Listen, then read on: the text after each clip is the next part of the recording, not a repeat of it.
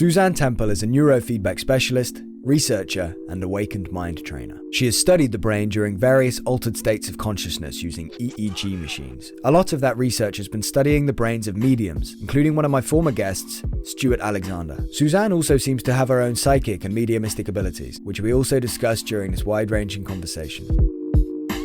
Timestamps are in the description, and thank you in advance for watching. So, Suzanne, to start us off, can you tell me a little bit about your background and about your journey, please?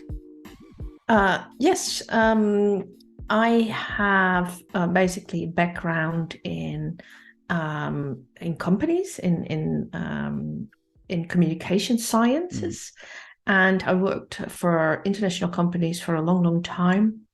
I worked as an interim manager and project manager for international companies, but also for the Dutch government.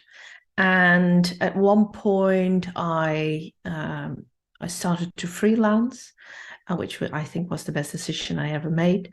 And because I was an interim manager, I used to work with processes a lot and changing desks, help desks, changing organizations. And I noticed that the most problematic thing for people is change.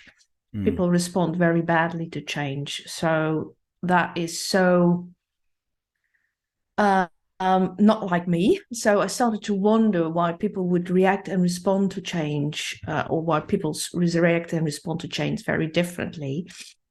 So I thought I was getting interested in people's psyche and the way people would handle things that come their way. So I became a life coach, a licensed life coach. And from one thing led to another. So I started to research the mind, and I'm here now today, still researching the mind in different ways. I'm currently a mind trainer in very different ways with EEG, but also with Tibetan, the most profound Tibetan mindfulness method, Shini, and also in very different ways, training the mind to be supernatural as mediums. So in many different ways, I'm now a mind trainer, but I came literally from a background working in companies. Yeah, wow. How would you kind of describe what a mind trainer is for somebody that hasn't come across that? Like, is there a definition that you have for that?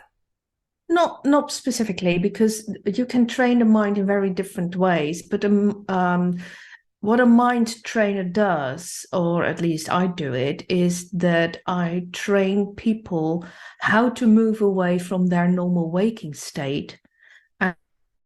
And you can do this for very specific reasons. Sometimes people want to be more intuitive. Sometimes people want to train the meditative state because they want to become meditation teachers or yoga teachers. Sometimes people want to train the trance state because they're channelers. Sometimes people just want to move beyond their traumas, and that means they need to go to the subconscious and start to heal the mind. So people can go to a mind trainer for very specific reasons, and a mind trainer is just the one who is guiding you, who has a lot of knowledge about how the mind works, how to alter the mind for a very specific reason, and that reason is up to you. Cool. And I suppose you use a lot of techniques, like you said about the Tibetan mindfulness, which maybe I'll ask you to tell me briefly about that. That sounds really interesting. I suppose you use like meditation and various mindfulness techniques and things like that to achieve these goals? Not necessary. I basically work with scientific methods, the method of the awakened mind, which is EEG based. So I train brain waves. But I also train people with the physical body. So most people don't know, but when you have a lot of thoughts, basically the monkey mind. I know. I have that. You can train it in the traditional way, just to focus on one thing, like a flame or a mantra or the breath. Or there are many different techniques to reduce the amount of thoughts that we have. But most people don't know that you can also train your mind with your body. So there's very specific exercises that you can do with the body, which will reduce the amount of thoughts that you have. So I work with the body and the mind together to alter the mind and in a permanent way. Wow, that sounds amazing. I know that's probably much more in depth than this, but have you got a really quick tip or two that you could maybe share with people? Sure. Yeah. For instance, when you listen to me right now, I want you to realize where your tongue is. For most people, the tongue is up against their palates. Is that the same for you, Ben? Yeah. Yeah.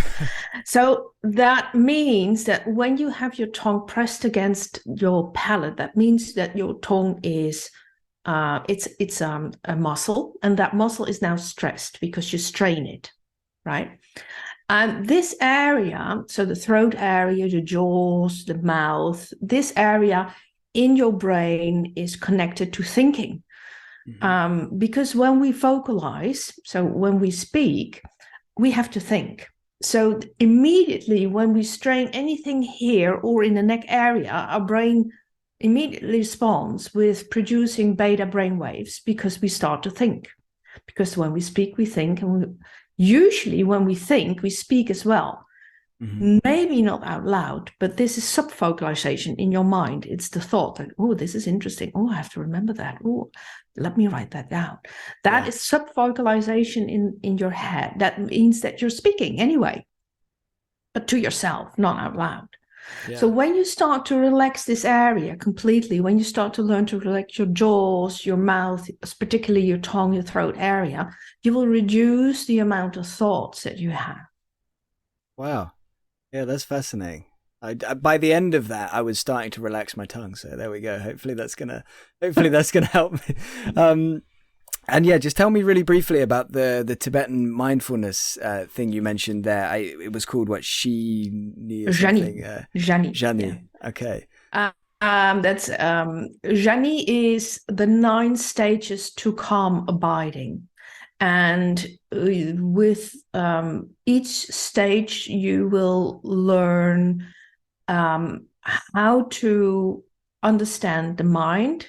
You will learn what's holding you back, but you also learn what they call the antidote. So what you have to do in order to move forward, whether you have to use introspection in a certain step, or whether you want to use any other antidotes for moving ahead. And basically those 9 steps to calm abiding are a way to train the mind to have complete focus.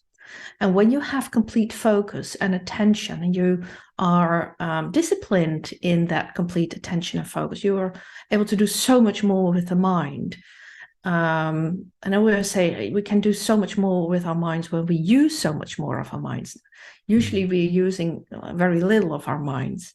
But when you start to train yourself to use more of your mind, you're capable of incredible things. Yeah, a lot of untapped potential. Exactly.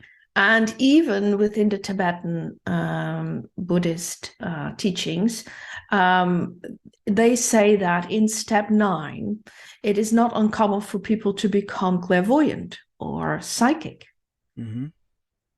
Wow. Yeah. Simply because you're training the mind. Yeah. I guess it has kind of probably parallels with meditation and other things where in that it can help unlock things like that. Exactly. Yeah, that's fascinating. So tell me, when did you first become interested in EEG machines, or when did that first enter your life, and what exactly is an EEG machine for those that are kind of unaware? Can you just give a kind of breakdown of that? Sure. Yes. Let me first start with the last question. Yeah, that makes sense. What is an EEG machine? EEG stands for electroencephalography. And basically, it's a method to measure electricity or electrical activity in the brain. And when our brain is active, we produce these little electrical impulses, even when we sleep. And those things form waves, and this we call brain waves. And we can measure that with little electrodes. I just have one with me. I don't know whether you can Yeah, if you Literally hold it in front sit. of you, I see it. When it goes outside Yeah. your body, it's like blurry. But yeah, there you go. So Yeah. this is a little electrode, and we can put that on the scalp. And that is basically measuring brainwaves. Mm-hmm. And with those, when we measure those brainwaves, basically, usually EEG is used for medical purposes, right? Yeah. It's most people know EEG for the medical purpose. This is usually used as diagnostic tests for brain disorders or medical abnormalities, what we call abnormalities. Diagnosis for depression, ADHD, epilepsy, migraines, all things that are not the norm within the brain. Mm-hmm. Obviously, what I'm using is exactly the same, but I have a different database behind it. So I'm not using a database with clinical disorders. I'm using a database which has patterns of states of consciousness. So what I'm using is basically the same as what the clinical EEG uses, but I have a different way of measuring that against the database. And I became aware of this method, basically, Mm-hmm. or the EEG used for altered states of consciousness, when I was training as a medium, and I did a course in trance communication.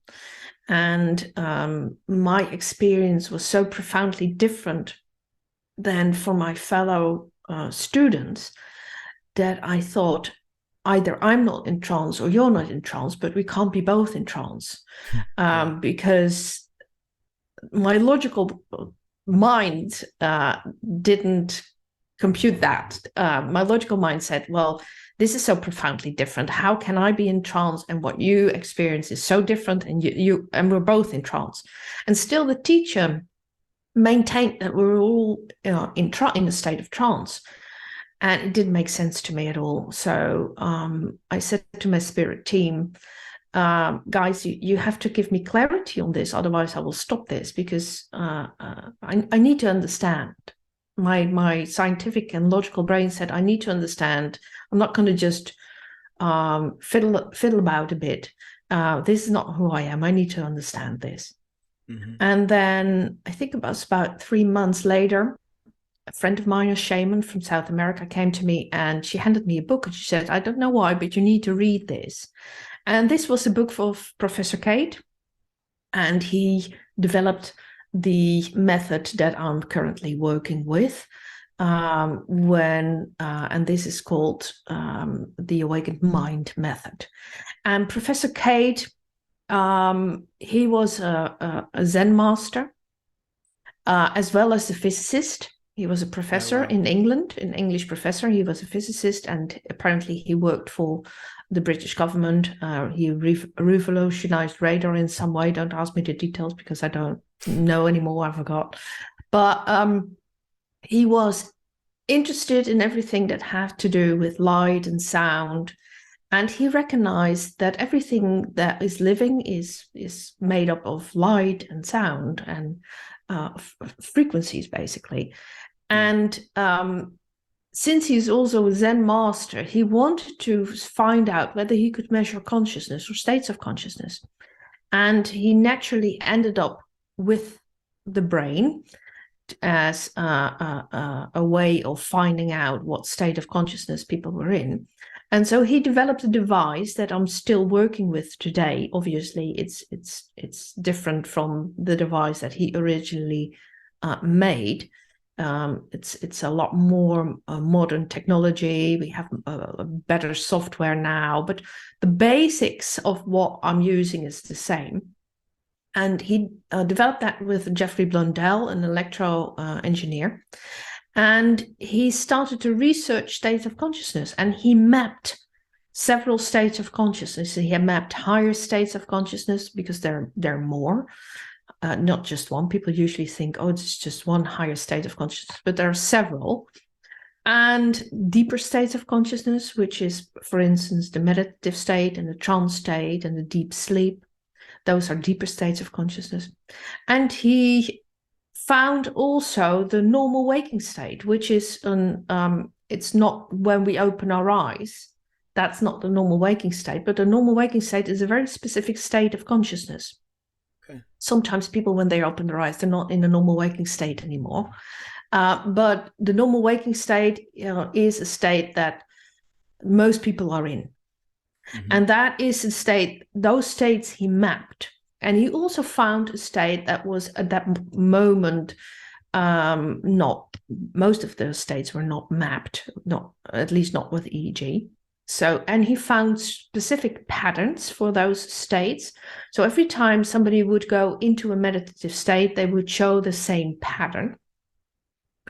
And he found a way of training people from a normal waking state to a state of the first higher state, which is he called the awakened mind.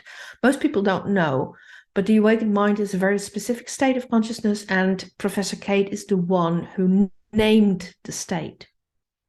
Nowadays, you hear a lot of people say, okay, now he or she's awakened, or let's waken up, or this is an awakened brain, or whatever, but they have no clue what they're talking about in the sense of states of consciousness. The state of awakened mind is a very specific state of consciousness with a very specific ratios where it comes to brain waves. Okay. Yeah. What is it about that state, that particular state of consciousness, the awakened mind, like in terms of, living it, not so much in terms of the brainwaves? How do you feel different compared to just the normal waking state, as you said? Well, you only know the difference when you're not born in a state of an awakened mind. Mm-hmm.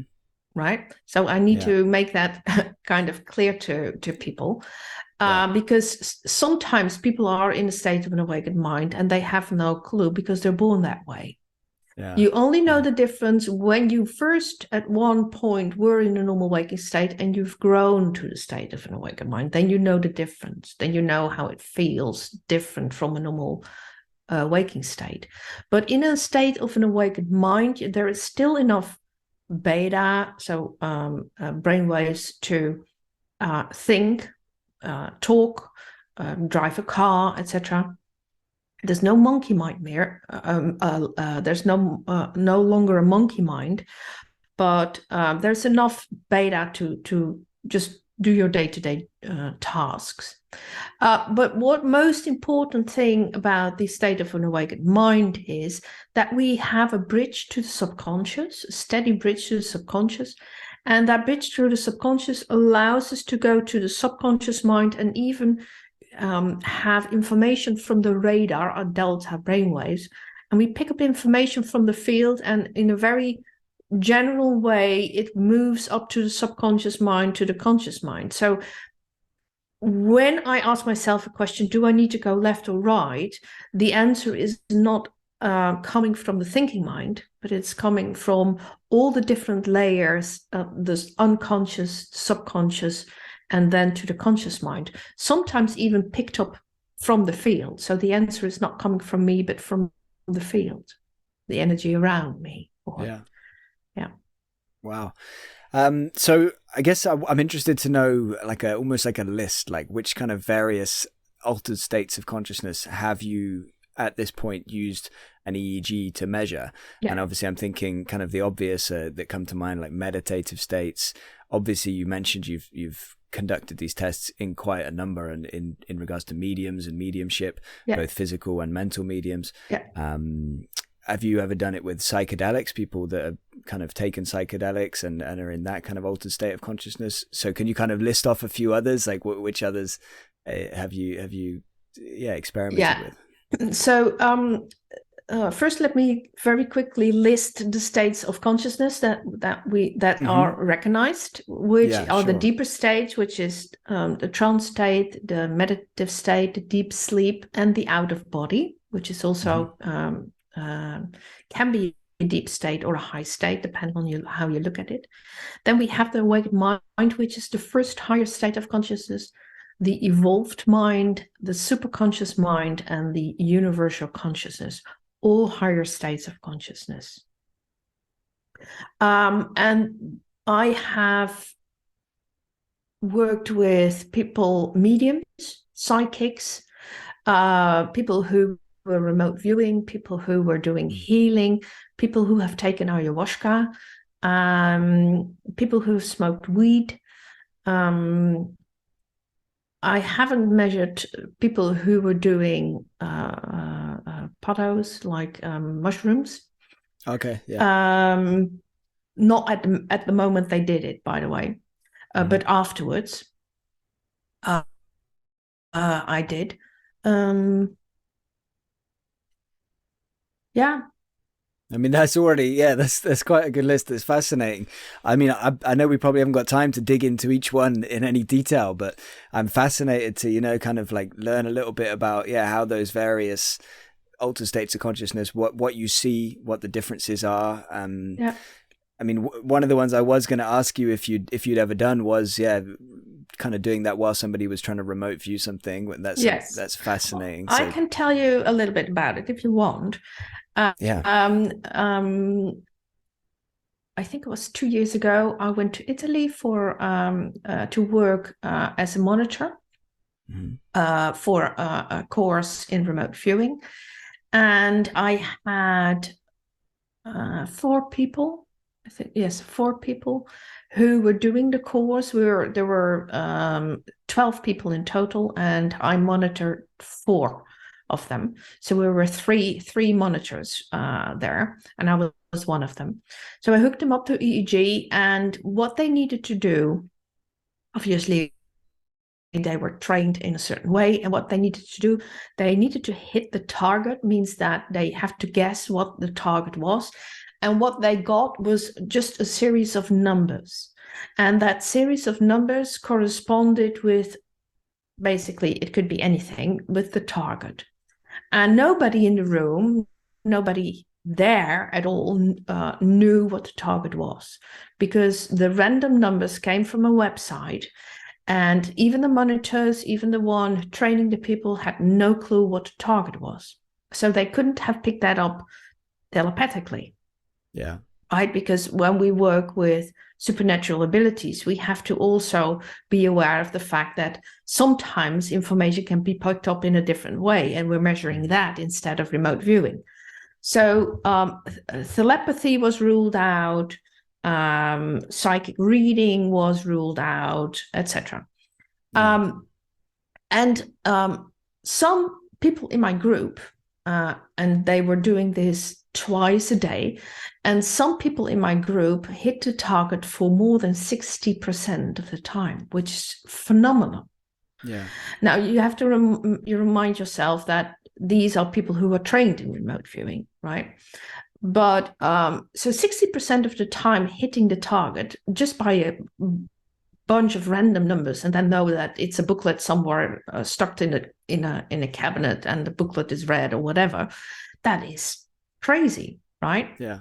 Yeah. So what I saw within their brainwaves, because they were hooked up all the time during the preparation, but also the moment they had to hit the target. So what I saw with those people who actually hit the target, who were right, what I saw was a superconscious mind, which is basically an awakened mind with gamma on top. Now, I already explained a little bit about that awakened mind, which is the first higher state of consciousness, but we haven't talked about gamma. And by all means, this is not supposed to be a lecture on brainwaves, but gamma we use as a transcendental part of our mind usually. So gamma is used when, for instance, Tibetan monks produce as a standard gamma in their patterns, but that's trained gamma. So gamma is usually as a standard, it's not there, but we can produce gamma, for instance, when we're in panic. We need that hyper focus to fight or to move away from what is threatening us. So there's this hyper focus in the mind, and that is what you see also when people start to remote view. But it's not with a normal waking state underneath it, because if you see a normal waking state with gamma, then it's usually panic. Yeah. But when you see gamma with this higher state, that means that the gamma is supporting that higher state. So it's a transcendent part of the brain that is used. Yeah, that's fascinating. It's that's really interesting. And a couple of others, before I ask you to tell me about some of the other ones that you have studied, let me just kind of mention a couple that I thought that would be fascinating if we could, ever do these. And now I know they would come with a lot of logistical problems in terms of making it happen, but I think possible, at least. So, for example, NDEs, right? Near-death experiences. I was wondering, and again, I know you can't predict an NDE, so it would have to be you preemptively wire up a bunch of people in, say, a cardiac or, a resuscitation or what have you, and just wait until somebody has an NDE and then look at that data compared to all the rest of it. However, is that something that, could potentially be done, and would you be interested in doing it? And the other one I was thinking about was, and again, it's a bit of a strange one, and it would be hard to maybe do it, but it's a child that recalls past life memories, and if it's a case that's been verified seemingly as accurate, would there be any difference? Like, I'd be interested to know if there'd be any difference when they're talking about the previous life, compared to just when they're talking about everyday things. And again, I know both of those would come with enormous logistical challenges in every way. But yeah, is that something you could maybe look at trying to do in the future? Is that something you have thought about? Would you be interested in that? When regards to the NDE, there has already been done a study, not in an active way, but in a passive way, by Pim van Lommel, and he's written a book about it. And he had... Which book is that? Sorry, do you know the name? Do you know the title? If not, no worries. He's a Dutch cardiologist. I know who Pim is. Yeah, I'm in touch with him. He sent me one of his books recently. Had Consciousness in the title, and I can't remember. Is it that one? I'm not really sure. I have to. It's one of his first books where he explains that people who claim to have a near-death experience after the fact usually were pronounced either clinical dead or were resuscitated, and usually they're not in an EEG machine. But what you usually find with those people is that they have like an out-of-body pattern. That means that we can't find in the parietal lobes and the occipital lobes, we can't find any activity there. So there is no electrical activity, and sometimes even they're pronounced clinical dead. So that means there's no electrical activity at all. Yeah. So I don't think that we would find any other state of consciousness than an out of body, to be honest, with those people. Yeah.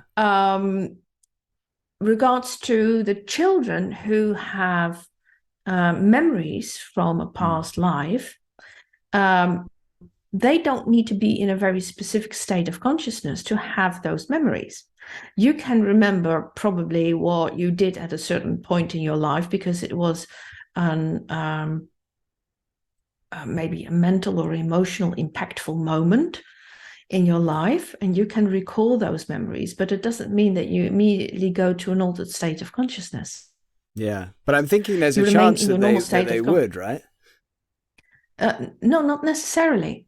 No, because those memories don't necessarily have to do anything with an altered state of consciousness. They're not at the moment altering the state of consciousness. They having a memory, just as you and I would have a memory.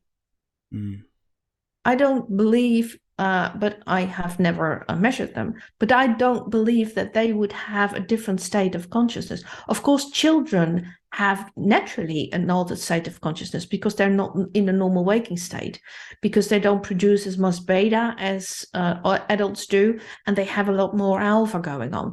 So, but this is just simply because their brain is not developed to majority. Yeah. This is normal in children. Yeah. I'd still be fascinated to see the results of it, and to see, maybe you're right. Maybe it would just be the same as recalling any other memory, but I'd be really interested to see what it would show. But again, I know it'd be very, very challenging to actually, set that all up to get that done. Do you think mediumship is the one that you've studied the most? Is it? Yes. By far? Yeah. Yes. Psychics and mediums. Yes. Yeah. Okay. So I guess tell me a bit more about that then. How did that first happen, and have you done it more with mental mediumship or physical mediumship, and how did you do it? Do you kind of put the things, the I can't remember what you call it, but the electrodes. The electrodes, yeah. Do you put those on the subject kind of beforehand, before they start doing anything, and then until after the fact? Just kind of talk me through a little bit the process, and obviously I'm really keen to hear about the findings and about how different the consciousness is during a time where they seemingly are connected to something else. Mm-hmm. All right. So I measured mostly mental mediums, simply because physical mediumship is quite rare. Yeah. That doesn't mean that that it's not valuable, because mental mediums have a very interesting, can be very interesting when you start studying this, simply because you want to know a little bit more about the psychic and mediumship phenomena and the development of the brainwave patterns. And this is how I first came to like I said, to EEG measurements, because I wanted to know what state of consciousness I was in when I was doing trance. So the moment that I was hooked up to the system, and I had to travel a long way because I couldn't find anybody in near me, nor in my country for that matter, who was doing this. And so the moment that I saw myself or my brain or my state of consciousness when I was hooked up, it immediately made sense to me. I immediately realized that I was right. I wasn't in a trance state at all. I wasn't in a deep state. So whatever I was experiencing matched what I saw on the screen. And then I thought, okay, this is something every developing medium should know. Where am I in my state of development, and am I actually in a trance state? Even when the teacher says you're in a trance state, and you don't have the idea that you're in a trance state, or people sometimes have the idea that they're in a trance state, but they're not in a trance state at all. So I thought, okay, now this is interesting, because now I have a tool to measure states of consciousness. So I can give a very clear insight into every medium who wants to know whether they're actually in a trance state. Yeah. So I started out with that idea.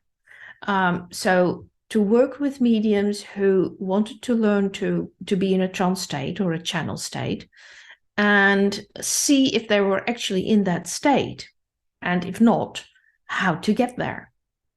So I started out doing that. And since I was working on mediumship courses, international mediumship courses, I had a lot of mediums who really wanted to be measured, who said, okay, now I want to see whether I indeed go to an altered state, and if that is a trance state. And if not, where am I going? What am I doing wrong? Right? Yeah. So this is how I started this investigation.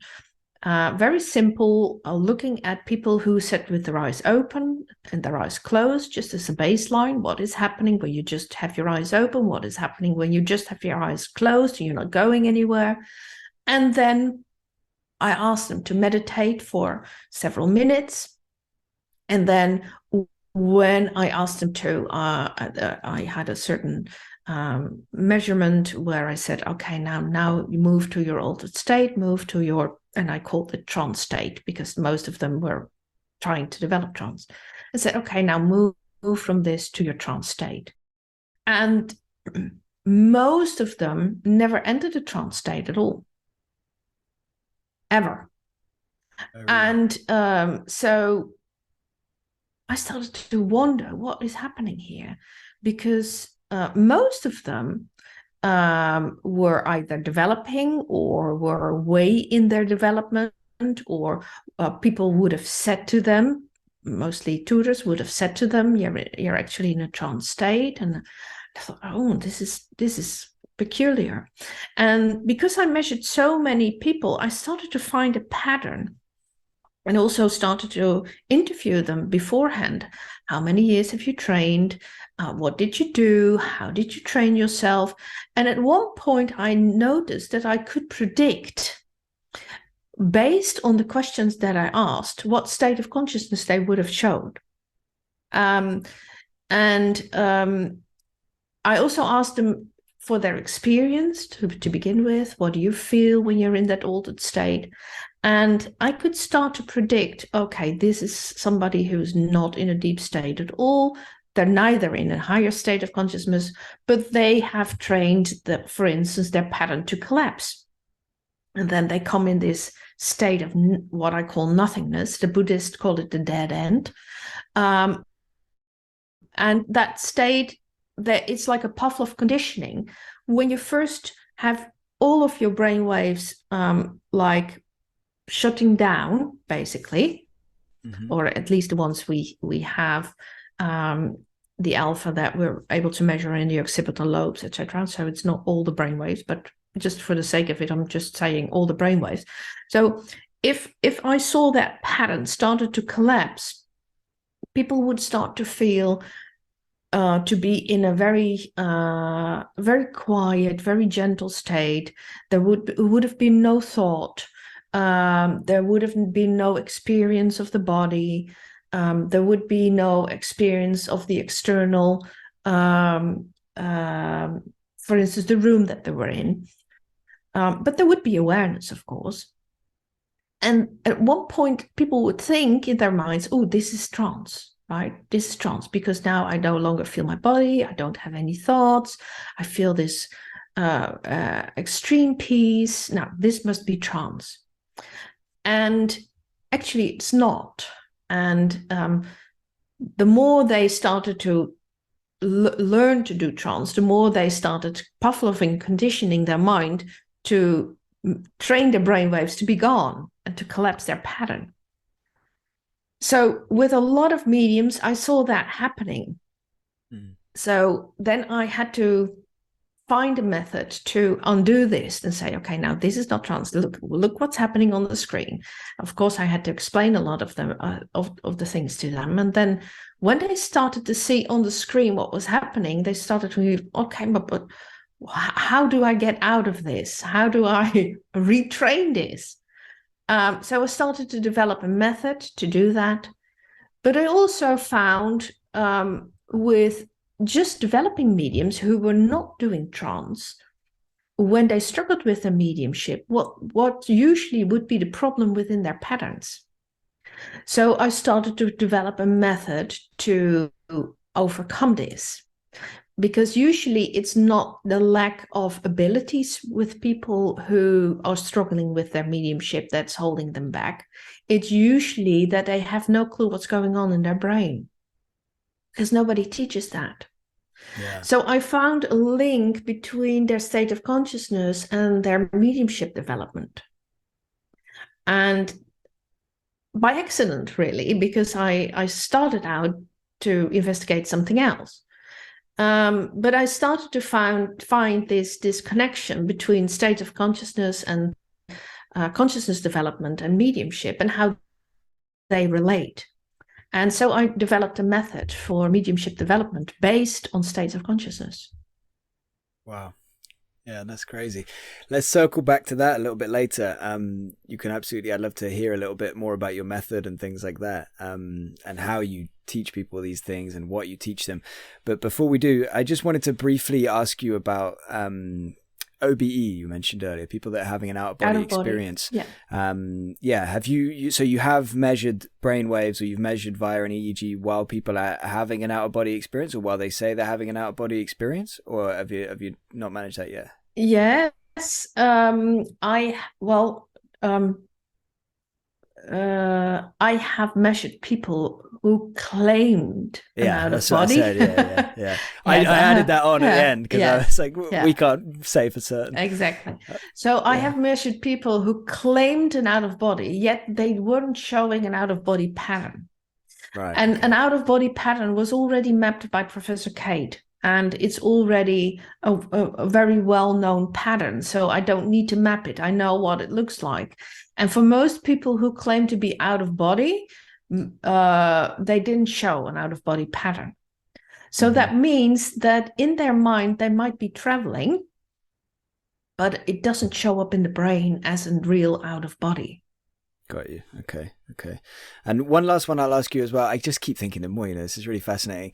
So you have measured people while they're asleep, and you said that's kind of the deep sleep. That's a different state of consciousness. What about when they're kind of dreaming? And also I was wondering, again, this is like a very complicated thing for you to actually set up, but I'm thinking back to like Stanley Krippner doing the dream telepathy studies and things like that. And I'd be fascinated to see the difference, between the same person, one person when they're asleep, not dreaming, the same person when they're asleep and dreaming, and then maybe when somebody's trying to send them, whatever it might be, to try and, get some dream telepathy going on. They're trying to send them an image or whatever it is.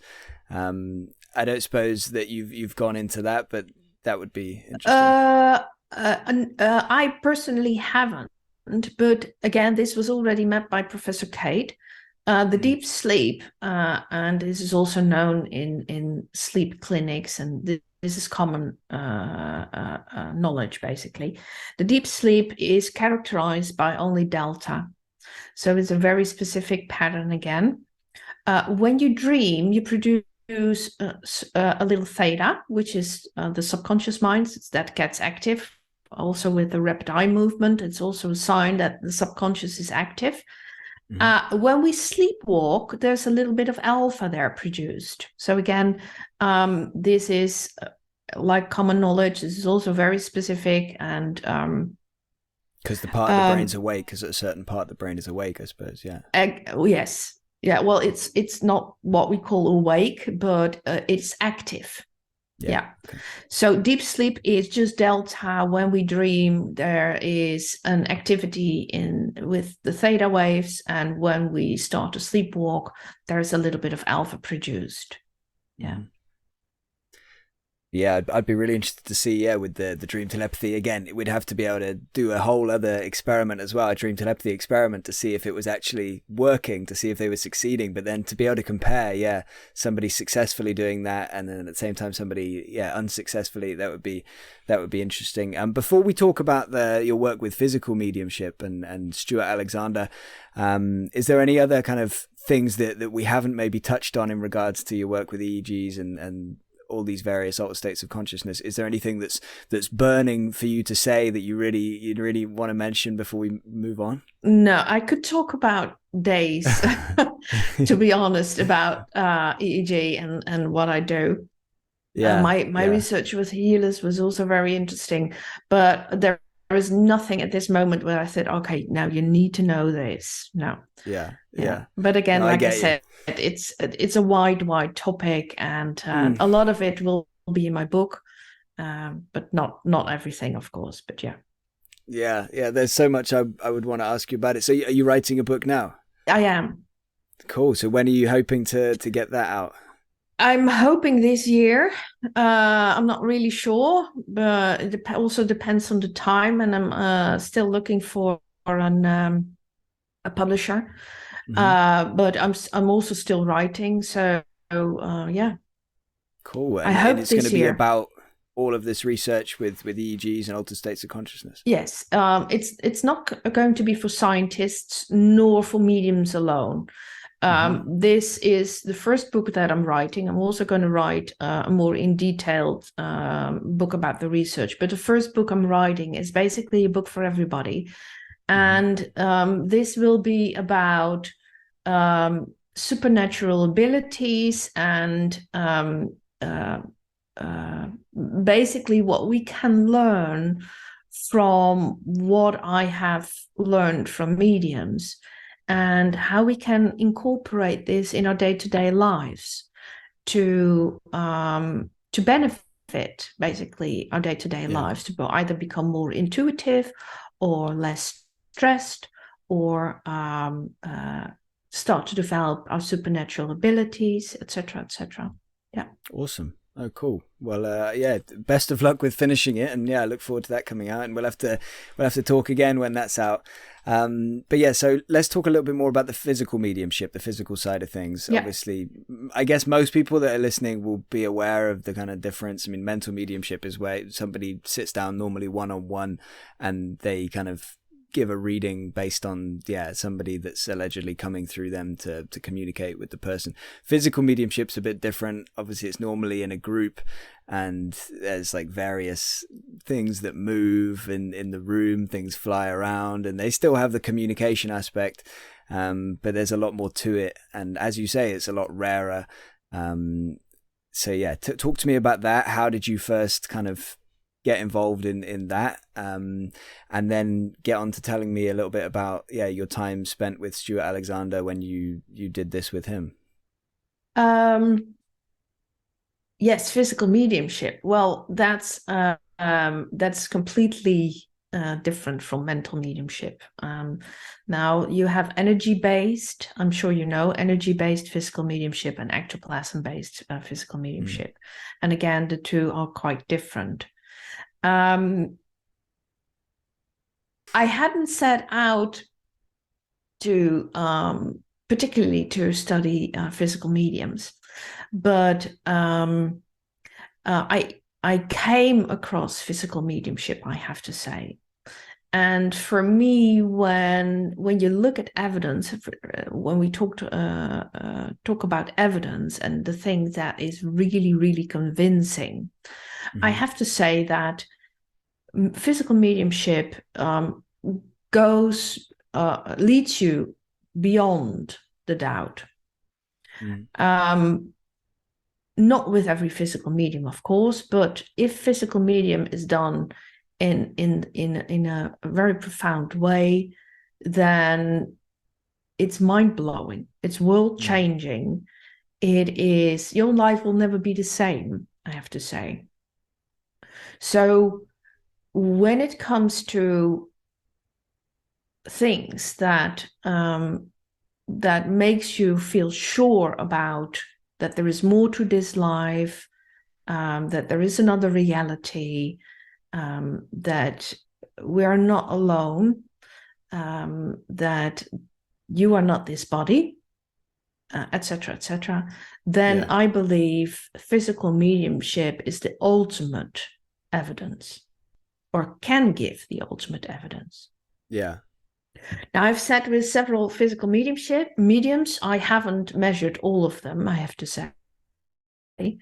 But so I sat with a lot more than I have measured. Some of them didn't allow me to measure them. Some of them I haven't asked. But what I think, or what I have experienced with physical mediums, I have to say that for most of what I've seen and experienced with particular Stewart Alexander, that is really life-changing. And I hadn't set out to measure physical mediums. Stewart Alexander never allowed anybody to research him. And I know that that is true for a lot of physical mediums. And so never in my mind, I I would think that I was going to do that. And yet I was put on this pathway by my spirit team. And that same spirit team led me to physical mediums like Stewart Alexander. Yeah. Yeah. And so when I asked him, I was expecting a no. Yeah. And the same for David Thompson. So when I went to America, I sat with David Thompson and his circle leader and some other people in a restaurant. And I asked him, and he was very reluctant, started to interrogate me basically about what I did and why I wanted to do it and what state of consciousness I was in. And I could feel his resistance, and I was very certain that he was going to say no. And at one point I thought, okay, now let's give up. I'm just going to stand up and move somewhere else, because this is not going to work. And then all of a sudden, I felt this huge energy, and I felt a pull in my solar plexus.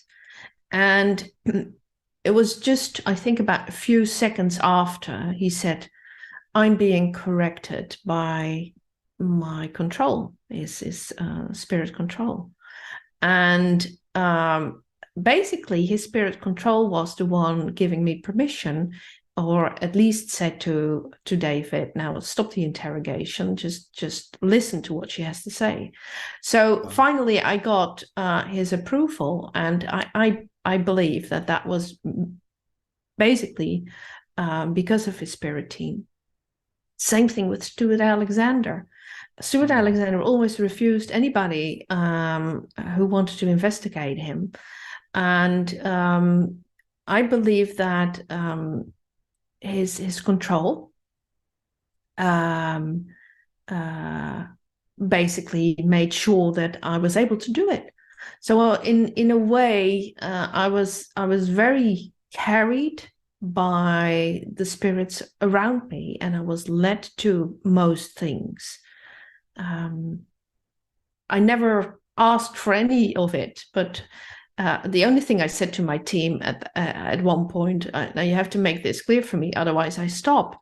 And the rest of it was a very organic, spirit-led journey. Wow. Yeah, that's amazing. So did it happen exactly the same with Stewart? As in, like, did you have an experience with him where you felt something else, or did he just say kind of, how did he agree in the end? How come? What did he say? Well, I can't, this is funny because I can't really remember how that went, to be honest. But I am sure that, he had his team, because I don't think that Stewart would decide this on his own. So I'm sure that he had a conversation with his team on this specific topic. And I can't really remember whether I asked him by email or whether I asked him when I saw him for the first time live. I can't really remember. No worries. Well, tell me about that. The first time you said you saw him live. So was that when you sat with him for the first time? So did you not study him the first time you sat with him? No, the first time I sat with him, I didn't measure him.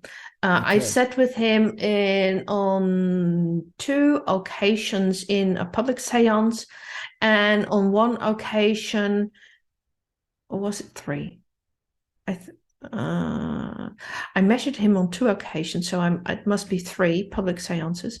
And one occasion I sat in his home circle. Wow. Yeah. Can you tell me about, I guess, the first one, but I'm interested to hear about any and all. I know we can't talk about all of them in detail because that would take quite a long time, but yeah, either talk me through maybe the whole experience, or just give me your highlights, or however you want to handle it. But I'm keen to hear, about those experiences in as much detail as possible. So I'm going to give you not the measurements, but the personal experience. Yeah, we'll come to those after, maybe. So on 2 occasions in the first public seances, on 2 occasions in the public seances, I was allowed to sit next to Stewart when he was Stewart, when he sits in publicly, he doesn't sit in a cabinet. Now, for those of you who don't know what a cabinet is, it's like a closet without a door and without shelves that is around the medium to contain the energy.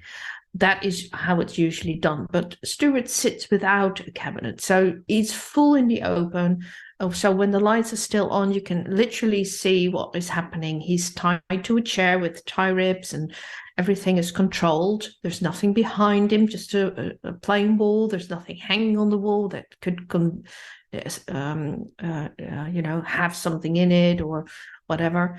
And then everybody sits in a circle around him. And so I was allowed to sit next to him. So he would first sit with his own team members next to him. And then at one point in the seance, Walter Stinson, his control, would say, or Frida or anybody in his team would say, now, can you please change seats with, and then they were calling out a name. So I was called out twice, and I was allowed to sit next to Stewart. And in the public seance, they did a dematerialization of the tie rib, the band around his arm. And I think he calls it matter through matter, doesn't he? Exactly. Where they lift it up and Exactly. So I was holding his hand, so I was able to feel what was happening, and nobody else touched his hand. As I was sitting next to him, I could literally feel everything. I was holding his hand, so I knew that there was nobody else touching the tie rib or the strap. Nobody. Yeah, what they called cable tie. Cable tie. Yeah. So I literally could feel everything, and then at one point, can I just ask you? His hands were just yes. Sorry, just to interrupt you. I hope you don't forget where you are. But I just wanted to ask, when he lifted it up and it kind of went through the cable tie, did you hear anything? What was the sound like? It was like, I thought the cable tie had snapped, because it was like a snap, but a little bit louder than a normal snap. It was like it was not a bang, but something in between, like in between a snap and a bang. I can't really describe it. I know I know. I asked Leslie the same question, and she described it kind of similar to that. I can't remember the exact words she used, but it's along the same lines.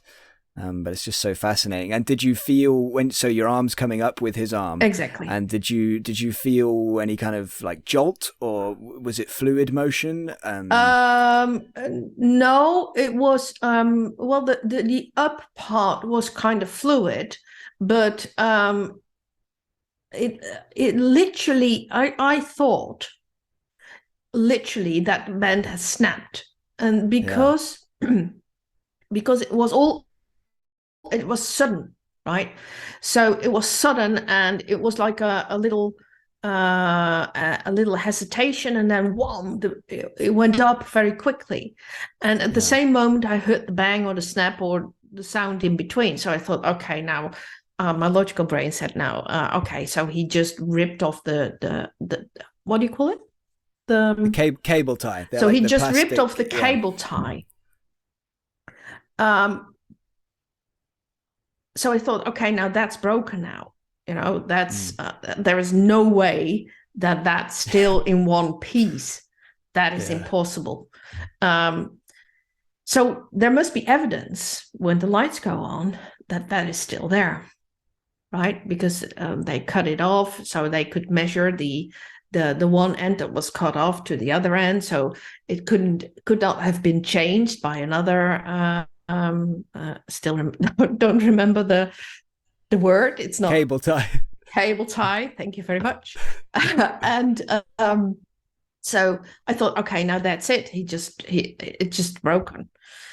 And then they asked me to hold out my hands, and then the cable tie was put in my hands. And afterwards, it was exactly the cable tie that was around his hands. It was still in one piece, nothing broken, it was nothing torn, it wasn't put together. It was just, I still have them here in a picture frame, two of them, because I had that on two occasions, with a picture of Walter. Yeah. Yeah, Wow. that was amazing. But that happened in the dark, right? Mm-hmm. So when I was in his home circle, they worked with red light. Mm-hmm. And we were set in a small room. Now, the small room didn't have any cupboards or any furniture other than the chairs. There was nothing hanging on the walls. There were no windows, just one door. I was seated near the door, so if somebody would have gone through the door, I would have noticed. There were just, I think, about 12 of us, and then Stewart. And he sat right with his back against the wall. So there was no possible way that somebody would have gone, could have hid it there or stood behind him. Besides, when the doors were closed and were locked, and we could search the room, and there was nothing there that could have contained anything that shouldn't be there, really. Mm. And there was a very small glass table. So there was a glass top, and underneath it was a red light. And at one point, a big, I can't describe it any other than gas, a big cloud of gas came out of his belly area, and formed a cloud, just like a cloud you see in the sky. It looked like that. So it was a little milky in substance, so you couldn't see through it, but it was a cloud forming. It was gassy. Mm-hmm. And from that gas, from that gas, a hand started to materialize, start to emerge through the cloud, and hands started to go out. A male hand, a huge one, a large one. And at one point, when the hand was fully materialized, we were allowed to stand up and move toward the hand and investigate it, touch it, feel it, feel around it, whether there was something around it, or so we were really able to look up close. Some of us shook the hand, gave the hand a handshake. And we could still see Stuart's hands. We could still, because it was red light, so it was faint, but we could literally see everything. There was no possible way this was fake. No possible way. Yeah, there was no. Did you shake it? I didn't. No, I didn't. No. Why not? Did you just didn't feel like it, or was it? There were some people were asked to shake it, and I wasn't asked, and I wasn't willing to say. Weren't feeling confident enough to say, "Hey, no, come on, hey, can I?" No. Yeah, no. So I was already quite impressed with what was happening. So yes. Yeah, and you saw all of that, yeah, with your eyes in front of you, and exactly. So the hand, did you? How far did it go? Like up the arm. At what point does it just no, it was stop? just about this. So, and does it just stop hard, or is it kind of a misty? No, it's misty. Ending to it? It's misty. It's like gas into solid. So it was like part of it went solid, and the further you moved away, the more gassy it became. Yeah, it's wild, isn't it? Yeah. It's wild stuff. It literally changes your view of life and of what is real, of what we believe we know about nature, and what is actually happening. Yeah, reality. Did it do the thing where it bangs on the table? I don't believe it did. No, not that time. No. Yeah, but you said people were touching it and everything like Yeah. that. Well, were there any other things that you witnessed with Stewart that were kind of notable that are worth mentioning? Oh yes, a I mean, lot of things basically, yeah, but you saw a lot. Yeah. a lot of things that are basically also standard procedure within a seance. And this Yeah. sounds a little bit not respectful, but this is not how I mean it. But the standard practice means that there is a trumpet going around, that there's being given evidence of survival through the medium. Lots of other things, sounds. Was there a full body materialization No. while you were there? No. No, Wow. there wasn't. No, not with Wow. Stewart. No. Okay. Yeah. And I'll say for anybody that wants to learn more about Stewart and kind of what happens at his seances and how it works and just all the background information that is probably, popping into people's minds right now, like so many questions, I imagine, and doubts. I recommend, listening to my interviews with Leslie Kean, who has investigated and sat with Stewart and written about Stewart, and my interview obviously with Stewart Alexander, where we talked in detail about his background, about how it works for him and how things go from his point of view in the seance and just, so many different aspects. So I recommend both of those. But maybe it's time you kind of start to tell me a little bit about what you actually found when you were measuring Stewart. So did you measure him, you said, during the public seances? Did you measure him in the home circle one as well? I didn't measure him when I went to the home circle. But I measured him not during the seance, by the way, but right before the seance and right after the seance. The moment he stood up, he was brought to a little room and I was there ready, prepared, and put on the electrodes and started to measure him. During the seance is a little bit of a challenge, especially with physical mediums, because the laptop that I'm using, obviously the device is connected to a laptop, and the laptop that I'm using, even though I'm not using the screen, if I black that out, because there can't be any light in seance conditions, but even when I do that, there is still electricity coming off from the device, and any disturbance electrical wise could be a disturbance within the physical phenomena. So I tried once to have my machine in a box, in a carton box, and used material around it to eliminate any radiation, etc. So I tried to make a device that the stuff could be in, etc., and then hook the medium up. But still, most physical mediums during the seance are shocking with their body and moving a lot, and that is not really helpful for the EEG measurements. So I haven't found a way to measure physical mediums while they're in the seance, which is safe for them and which is conducive for my research, because of the moving around. Not yet. Maybe in the future. Maybe in the future. Who knows? Yes. Yeah. But I did measure him right before the seance and right after the seance. Of course, I also measured him when he wasn't doing a seance. So I also have a baseline. Yeah. Yeah. So what were those findings then when you compared, the before, the after, and the baseline? And I think I read somewhere, I can't remember where it was, if it was your website or somewhere else, which will be in the description, by the way, for anybody that's interested.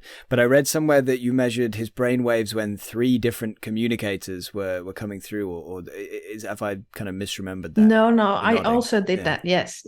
On the website of Leslie Kean, on her website of the book, the Surviving Death, there is some information about people who contributed to the film, but weren't the mediums. I was at that moment when it was filmed. I was as a researcher connected for 6 months to the circle of a Dutch physical medium, Nicole, and she allowed me to be in her circle for 6 months, so I could literally see what was going on. I could measure her whenever I wanted, and I could see the development, etc.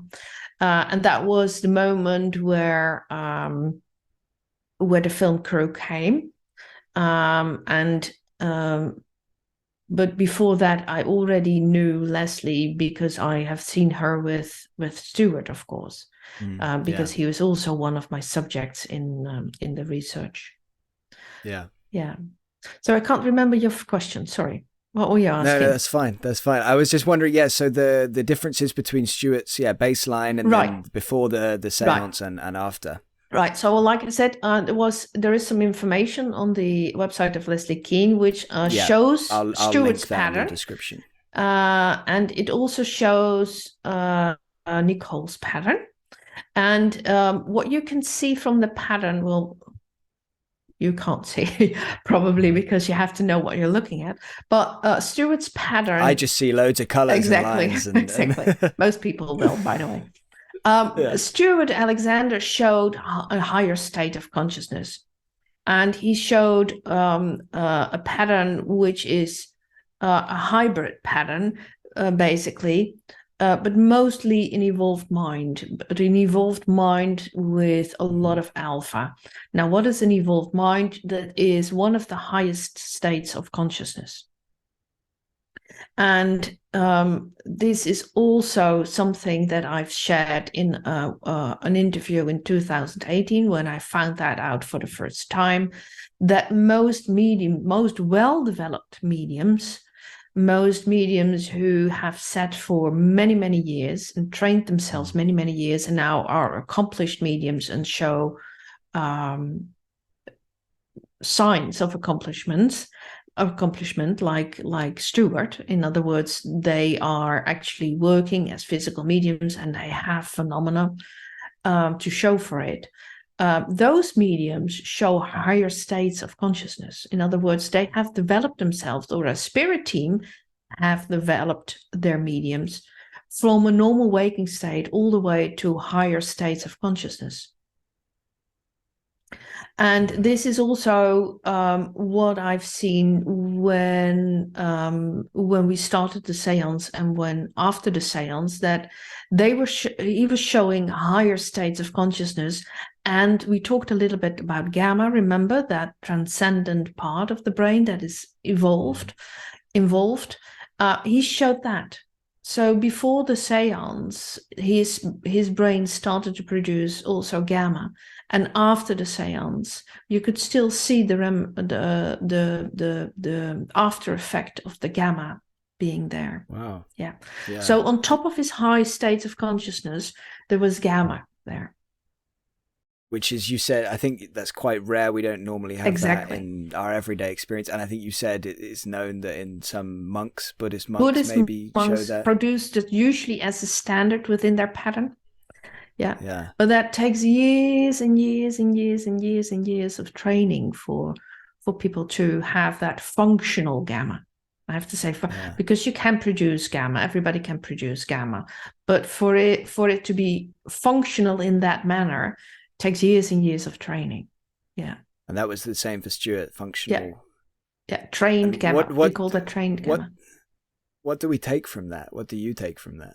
What does that mean? Well, it said several things to me. The first thing that I realized was, if this is the state of consciousness they are working in with Stewart, we can do a lot more as mediums to help the spirit world to work with us. Because up until basically now, people or mediums are waiting on the spirit world to develop them. So they sit and they do nothing and let the spirit world develop them. And this is still what is taught mostly, that the spirit world will develop you. Stewart sat for 15 years before something happened. In those 15 years, the spirit world started to develop him.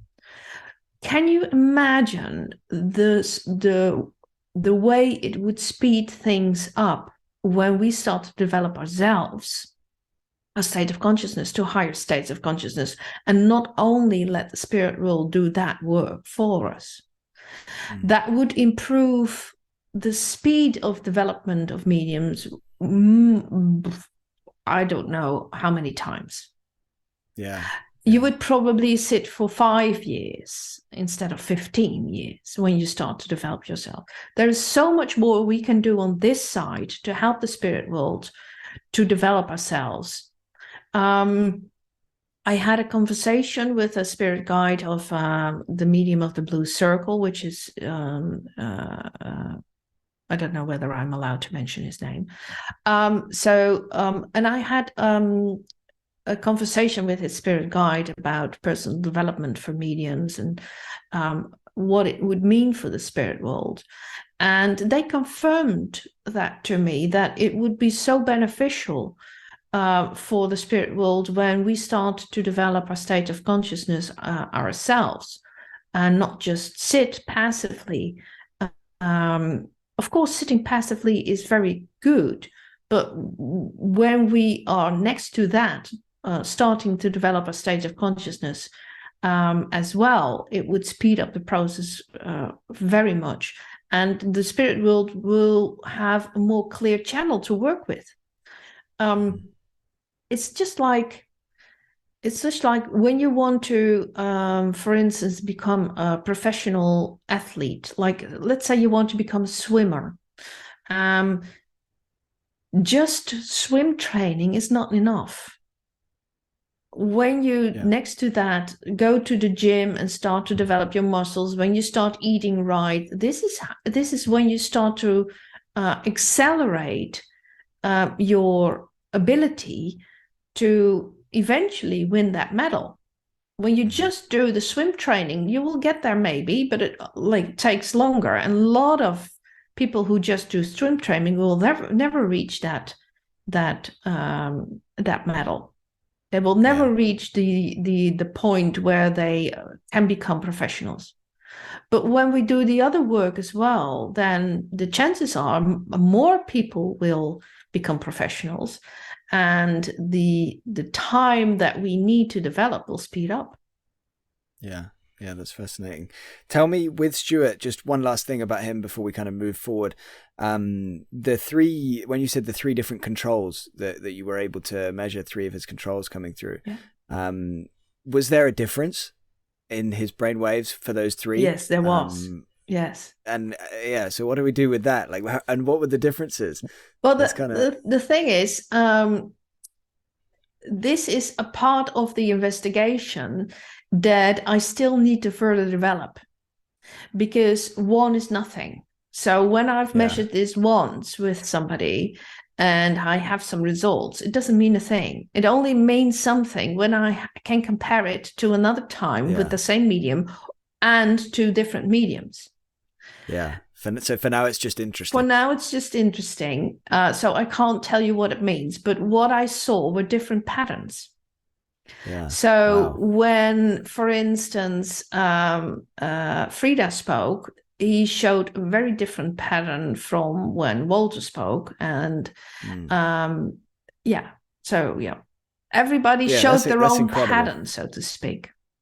Yeah, that's really fascinating. That is, I hope you do get the chance to do more work on that to find out a little bit more. Me too, but I had to stop because of COVID, and there's also already so much that I can share with the world.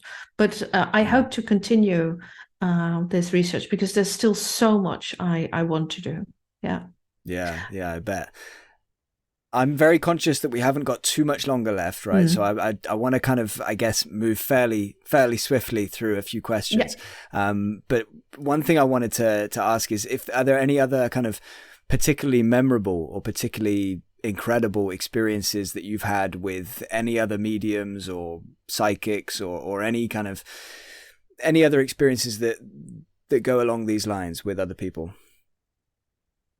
Well, I've had wonderful experiences, life-changing experiences, but nothing like the hand with Stewart. Yeah. So I guess we'll let that one do the talking for now then, seeing as we want to kind of move forward.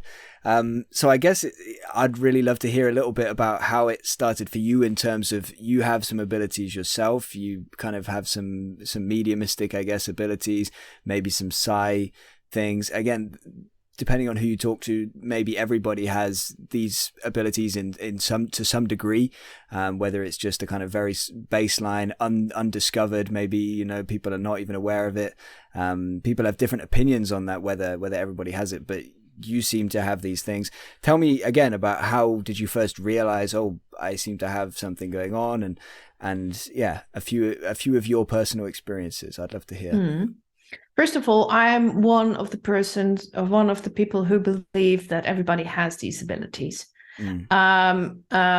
Everybody is psychic. This is just part of our makeup. Whether we can use these psychic abilities, whether we are aware of them and we actively can use them, depends on our state of consciousness.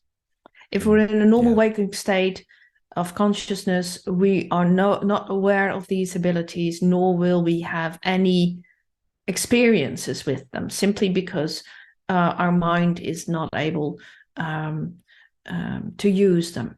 But when we alter our state of consciousness, move from a normal waking state, we start to experience these abilities.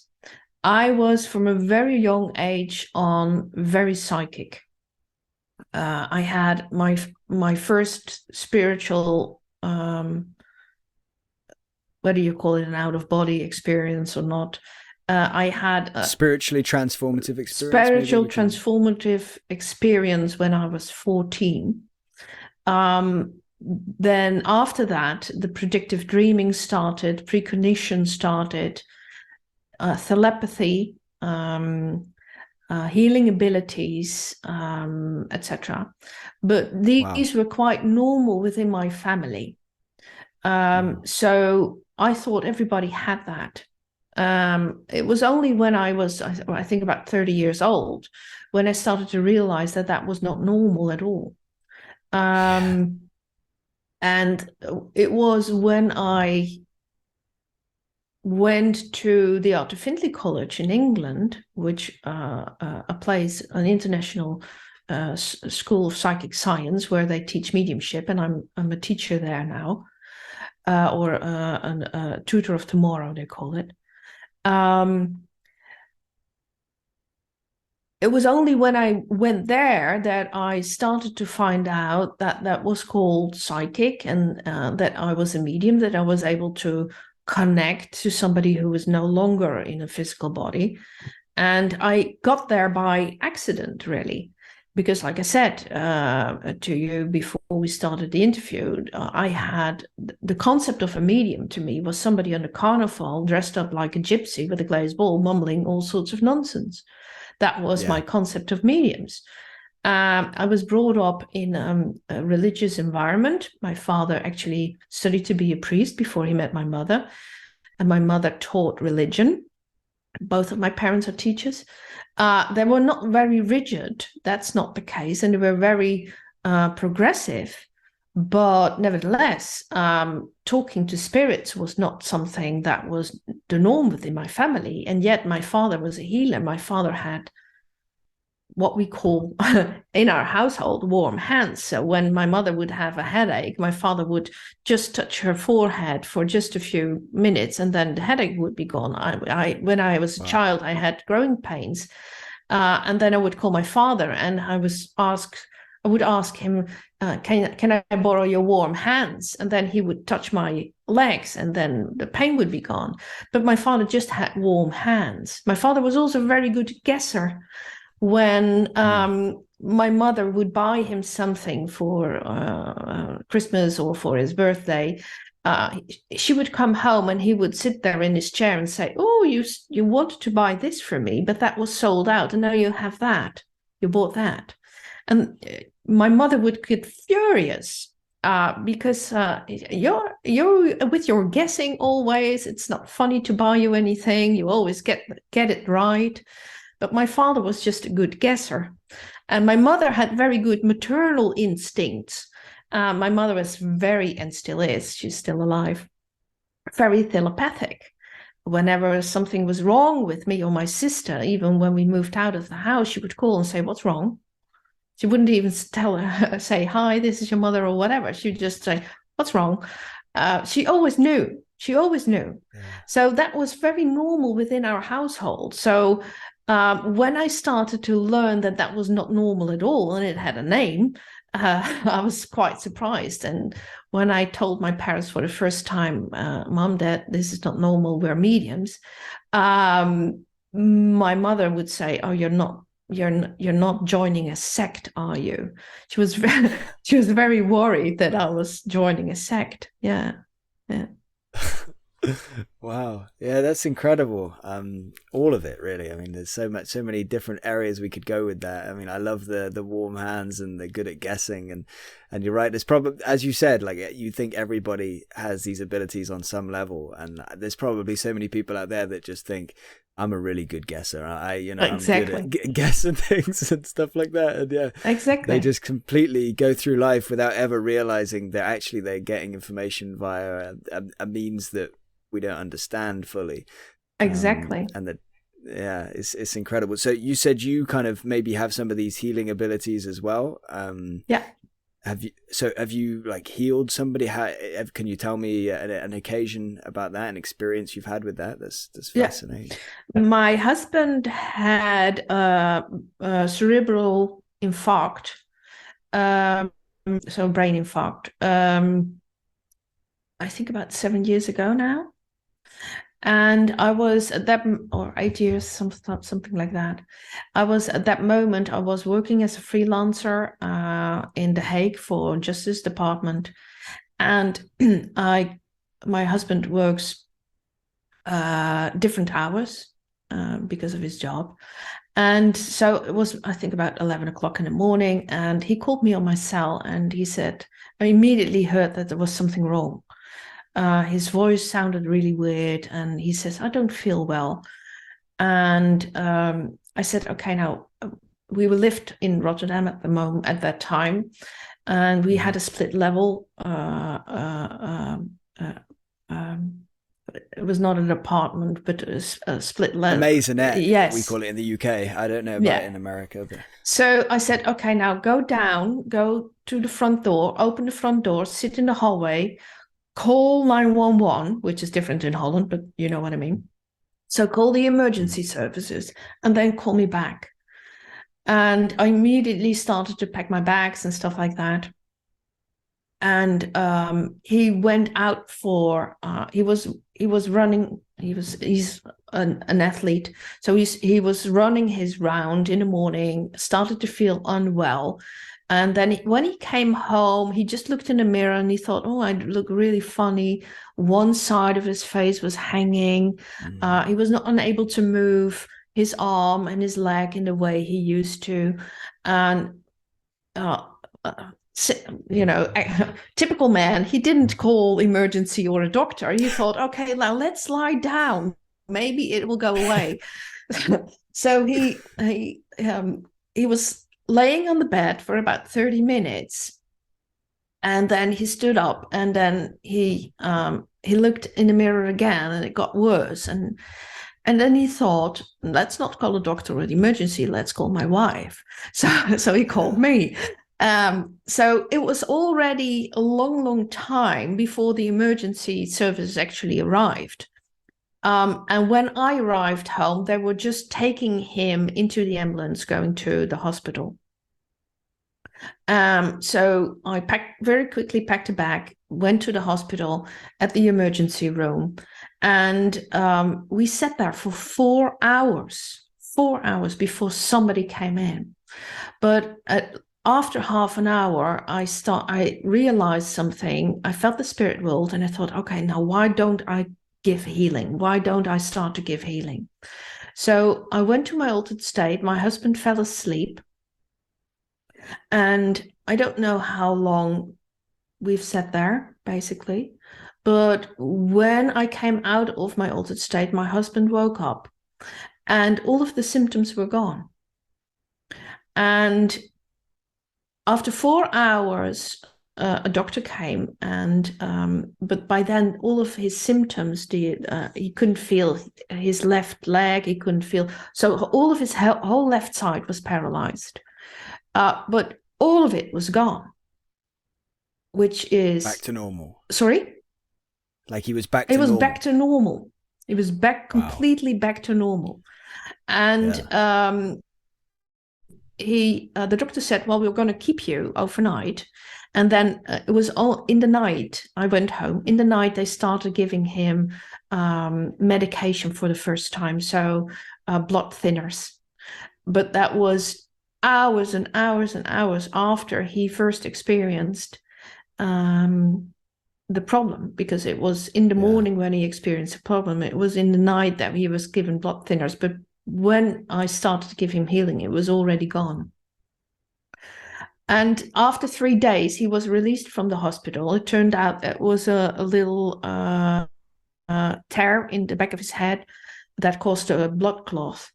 And the doctor gave him, I was there when he was released from the hospital, the doctor who made his rounds gave him a hand and said, you're a very, very lucky man. And my husband looked at me and I looked at my husband, and we both thought there is no such thing as luck here. This was the spirit world helping my husband. Yeah. But I have a lot of extraordinary, I always say I am not a healer. Healing happens through me. I don't do anything. Some people would say that they could heal, but you think it's the spirit. It's not me who heals. No. Okay. But I have a lot of extraordinary experiences with healing. Some of it will also be in my book. Yeah, wow. Well, next time we talk, we're going to have to go into this in much more detail and talk much more about your personal experiences. Let me just ask you a really quick question, or you can give me a very quick answer.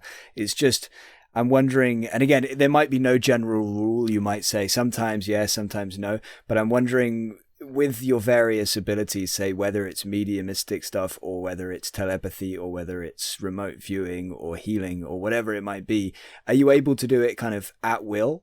Or is it more like sporadic, like sometimes or precognition, for example? Is it sometimes you'll just get a glimpse of something, or are you able to, if we were in the same room together now, or even if we're not, could you, not that I'm going to ask you to do this, but could you get some information from me right now if you wanted to? Or is it something you can turn on and off whenever you want? Or is that not how it works for you? Yes. Since I have trained my psychic and mediumistic abilities, now it is something that I can turn off and on.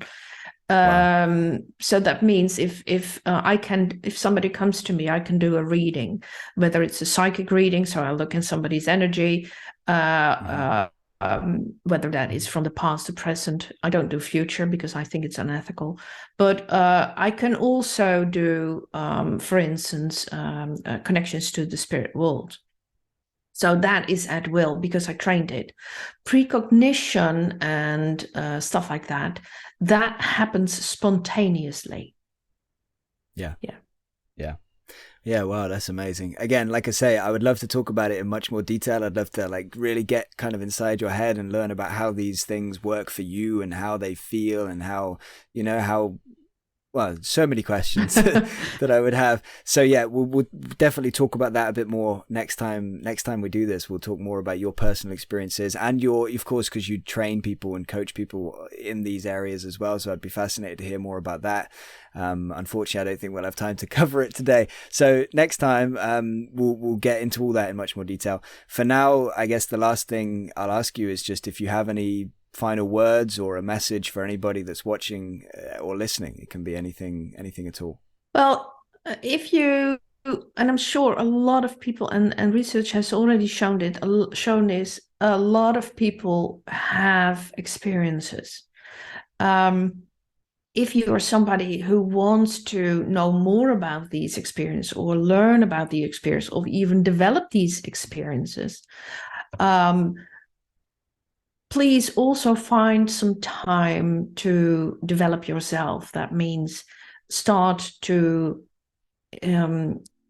go to areas, courses, people who can help you with the things that you have experienced in life that still bother you, whether that is trauma or whether that is anything else that is holding you back, because personal development and consciousness development go hand in hand with your spiritual development. There can't be one without the other. So a very good place to start is to start to develop yourself personally. Wonderful. Thank you so much for your time today, Suzanne. This was brilliant. You're welcome. As I say, so many questions I've left on the table. There's so much more I want to talk about, but next time. I look forward to it, and I look forward to hearing more about your book and things like that. So yeah, thank you, and I wish you all my best.